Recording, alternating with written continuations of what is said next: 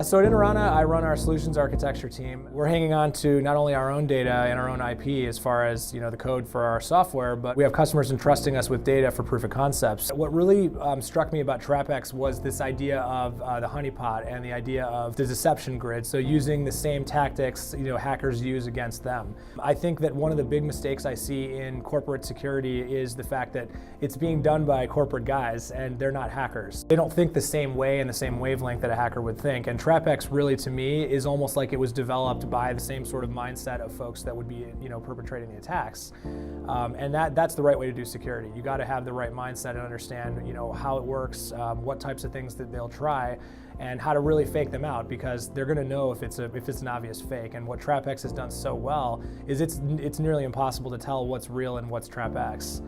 It's a lot less expensive to deploy something like this than it is to have an entire team of people monitoring this 24/7 to make sure that these things aren't going down. So in my mind, it's actually quite a good return on investment from buying the software versus having people doing it. And I also think that the way the software is designed, it can do a better job than a person can, because it's able to react a lot faster to basically sifting through things that are very hard for people to see in logs. Even if you have the best firewall in the world, there's going to be human errors. People are going to set things up improperly. Somebody's going to define a policy that's not correct. Somebody's going to lose their password and they're going to take over a machine. These things are going to happen. When I first started using Deception Grid, I was really impressed with a couple things. The first thing is, it was very easy for me to set it up to simulate real actual traffic. I could literally just go in there and point and click and say, I want to put a SQL server here, and I want to put a fake web server here, and I want a fake file share here. And I could literally just go in and set up a network that looked just like my network that was all fake, and it would even send traffic back and forth.